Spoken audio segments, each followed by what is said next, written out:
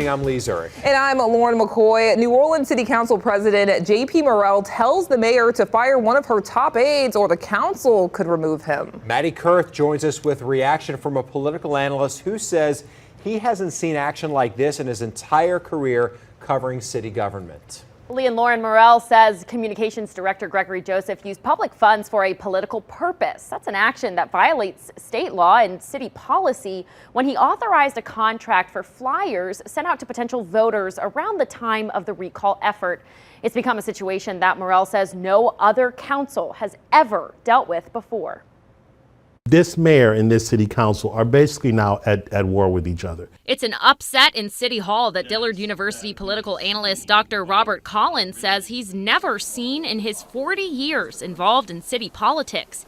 New Orleans City Council President JP Morrell wrote to Mayor LaToya Cantrell urging her to fire her communications director, Gregory Joseph, or the council will step in. It's unfortunate. And I'm so disappointed, I have to say, in the actions of leadership of the New Orleans City Council from the start, I would say, of this tenure. We're at this crossroads, and so the council will do what is necessary. Morrell says Gregory Joseph engaged in several violations of state law and city policy when he contracted Mercury Public Affairs for $50,000 to produce 106,000 of these flyers, touting the Cantrell administration's success in 2022. We can't ignore that because that erodes people's faith in government.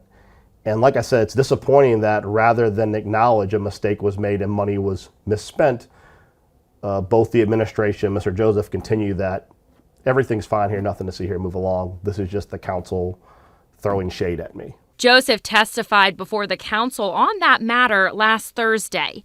In the hearing, Joseph maintained that the pamphlets were not political in nature, but rather educational. Morrell says of the thousands of documents he's seen on the matter, Mayor Cantrell was only looped in on conversations a handful of times. He does not allege that she acted inappropriately in the production of the mailers. We go where the evidence led us, and the evidence led us solely to Mr. Joseph. So there is nothing that we have seen that implicates the mayor was aware or authorized it. But Dr. Collins says the mayor's involvement is problematic, whether she knew about Joseph's actions or not.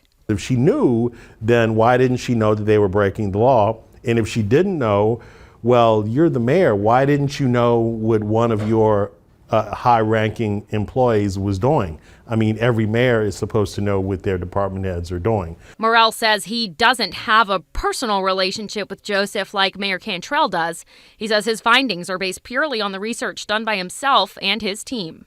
I really would hate, that we would continue to see this type of behavior, these types of bullying tactics. No council has been put in this position where someone has done things that so obviously could warrant termination, and they've not simply left the employee voluntarily, or a mayor has not terminated them.